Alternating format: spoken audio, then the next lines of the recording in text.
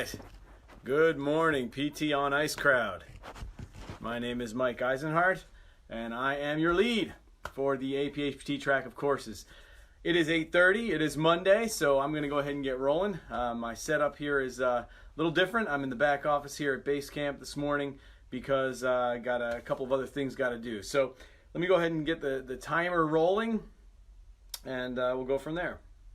So good morning. So today we're going to talk about retreat and what that means and why it's important and why it plays a role from a health perspective. So before I do that and before I tee it up, let me just say it fits in timing wise well. And the reason why it fits in well is because this is kind of the time of year for most people to do a little retreating, retreat from life to that perspective, kind of take a step back. And also because it's the time of year from our perspective where we should be thinking about this. So let me give you some context and we'll go from there. Good morning, guys. Looks like a couple people have signed on. So the context of it is that, the summertime we know is a time when most people want to just kind of take a step back, relax, enjoy the weather, enjoy being around other people. It's traditionally that time for vacation. And from a seasonality perspective, from a time where, we kind of go through these ebbs and flows of the season, summertime is a time when most people want to, kind of take their foot off the accelerator a little bit and just kind of enjoy life, and that there's something really valuable there. We know from a health perspective that there are plenty of little studies here and there that have shown that people who don't take vacation typically don't do quite as well, both from a health and also productivity at work and even creativity perspective. We also know that there comes a time where taking your foot off the accelerator allows you to kind of regroup and kind of think through and process, and that most of us feel like we don't have enough of that in our life. We feel like we go all the time, push all the time, and that's leading to things like provider burnout and also just overall distress as a population. So that's kind of the context. Now, the content is that this past week, I had a chance to experience that to a certain extent. So the American Physical Therapy Association does an annual board retreat where they bring their board together and they have some time to kind of just sort of get off the grid and work through some of the prep work for the year ahead. They kind of do some planning and they get together and work on relationships. Well, this year was the first time that the nominating committee, which I'm a member of, was invited to attend a part of it, right? And so we went out and we got to spend some time in a really beautiful place in Lake Tahoe and really just kind of do a fly on the wall thing. And it got me thinking quite a bit about how valuable that really is. To actually take some time and be connected to the people who you want to work with and work together with on certain problems, and how much that facilitates our ability to be effective. So that was kind of what set me up thinking about this. And as is the case normally, when I have time to be on a plane, sort of shut down, and I don't have connectivity, I never kind of take on Wi-Fi or any of those things, because I like the quiet. I like the ability to just kind of stop and think, and kind of the contained nature of it. And I find that really gives me a lot of sorting out. And I got to thinking about, is this something that we all do enough of? In a busy world, are we taking time to actually step back and let ourselves retreat? Now, not retreat in the sense of, like you might think of in wartime, right? Like take the flag and fall back, but not too far from that. The idea of, if we are using this metaphor of us pushing forward and trying to change things and attack the problems that we face and kind of push into them, that occasionally it makes sense to take our foot off the accelerator, to fall back, to regroup, and then to push forward again. And so most people, I find that when I kind of talk to them about what they do, in their downtime is just as busy as their on time. It's kind of like, they're just doing different busy things. And I wonder, as a group, when we think about self-care, are we taking the time to actually fall back and regroup on the problems that we face? And are we doing enough of that? And so that's really where my mind wanted to go and my mind wanted to wander. Now, here at Proactivity, we recently did that with our team. We kind of brought everybody in for a couple of days and did a little bit of that kind of retreat, that sort of, it was like an on-site retreat. We didn't fly across the country or anything, but it was just kind of get together, be with each other, spend time, and then strategize and get ready for the next steps ahead. And I wonder if we really do that even with ourselves. Do we carve out time, make time? And if we did, what would that do for us going forward?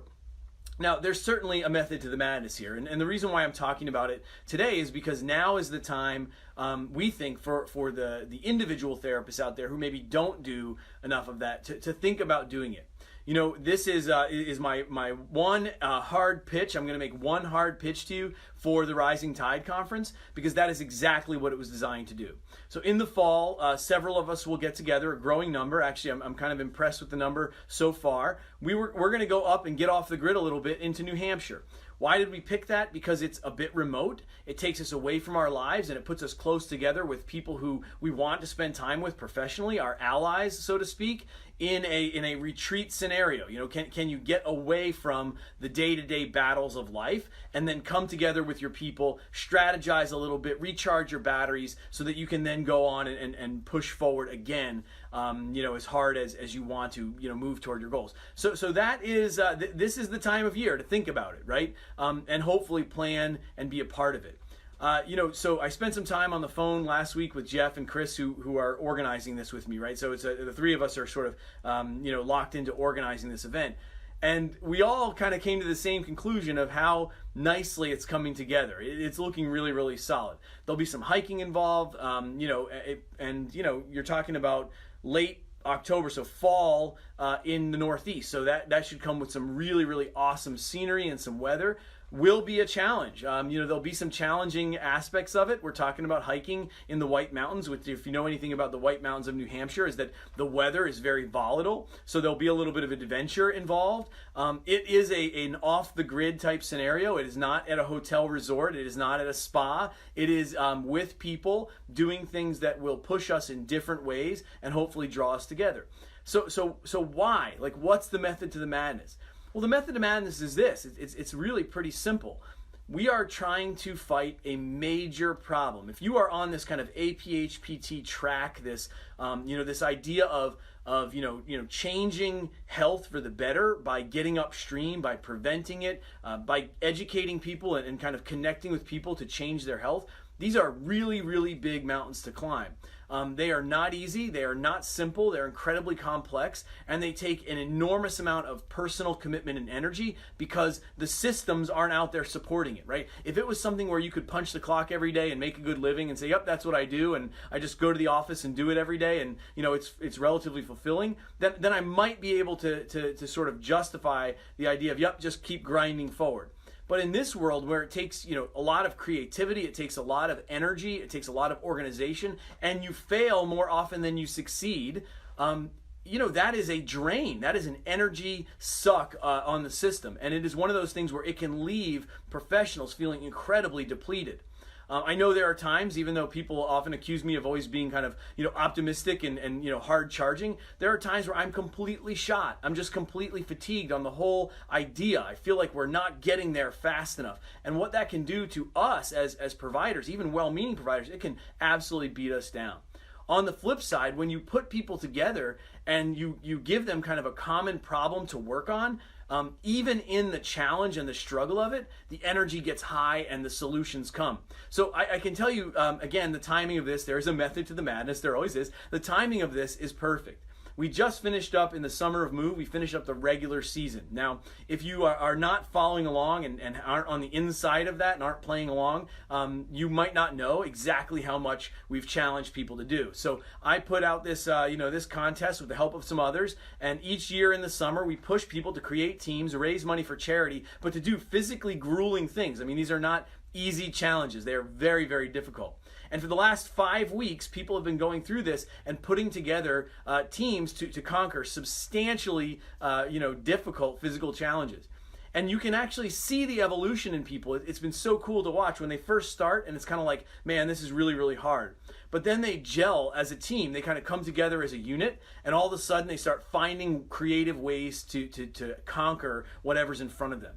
So after wrapping up the 5 weeks, we often get a lot of that kind of like, hey, thank you so much for this, and this was something that I felt positive about. Now they're going into the playoffs, and there's still a couple of weeks ahead of them, so we don't know who the winner is of Summer of Move 2019.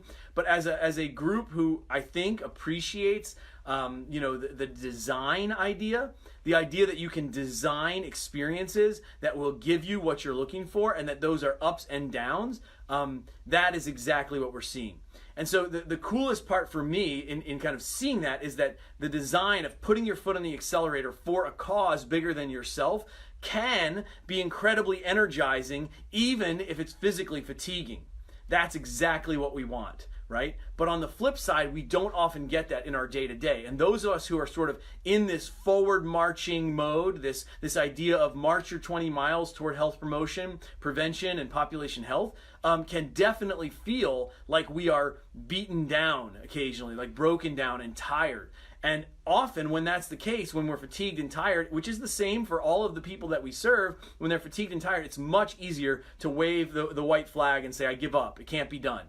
I don't want to do it. Well, we view that as something where it's like, all right, it's time every so often to pull people who are right at the brink of that, who are at that point in their patience and in their tolerance where they think, all right, I need to back off. I don't know if I can do this. It's very, very hard. It's difficult. I don't know if I'm getting where I want to get to fast enough. We need to pull them together and have some time, spend some time, regrouping.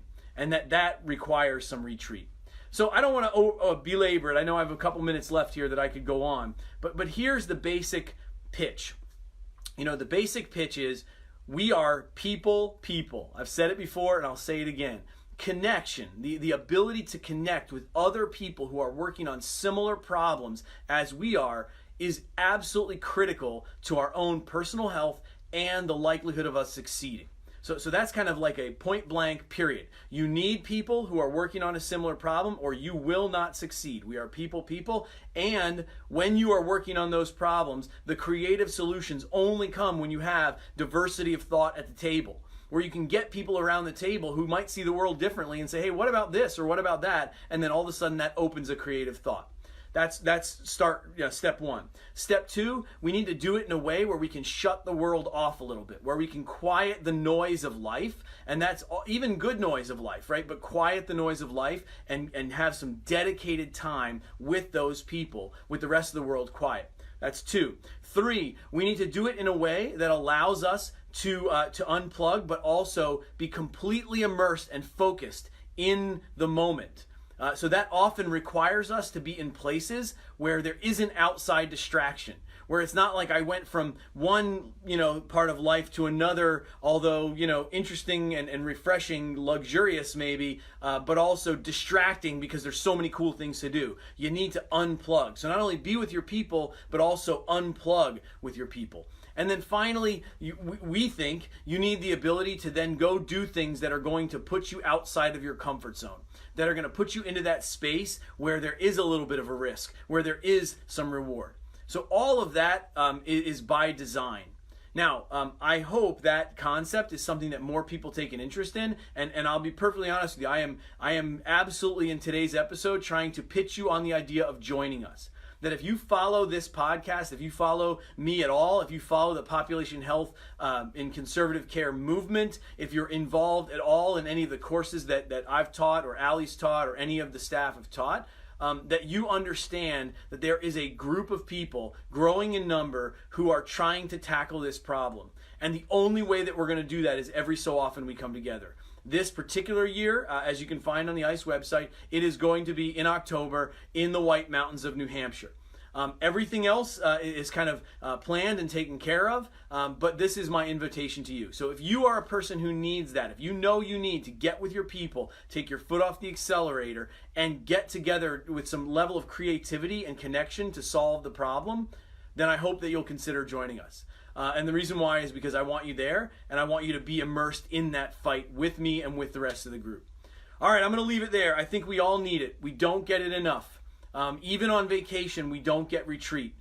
There's a difference between those. Retreat is re-energizing. Retreat is being able to come together and kind of take your foot off the accelerator, get off of the grid a little bit, connect and restore so that then you can push harder and faster toward the goal. That's happening in the fall. It's happening in the White Mountains in New Hampshire. I hope you'll consider joining us because I think it's going to be really, really good, and I'm looking forward to it.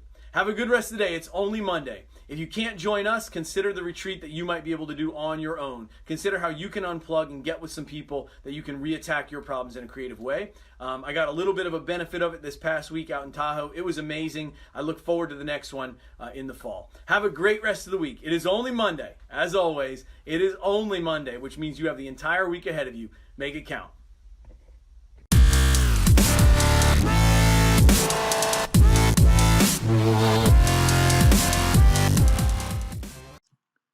Hey, thanks for tuning in to the PT on Ice Daily Show. If you enjoyed this content, head on over to iTunes and leave us a review. And be sure to check us out on Facebook and Instagram at the Institute of Clinical Excellence. If you're interested in getting plugged into more ICE content on a weekly basis while earning CEUs from home, check out our virtual ICE online mentorship program at ptonice.com. While you're there, sign up for our Hump Day Hustling newsletter for a free email every Wednesday morning with our top 5 research articles and social media posts that we think are worth reading. Head over to ptonice.com and scroll to the bottom of the page to sign up.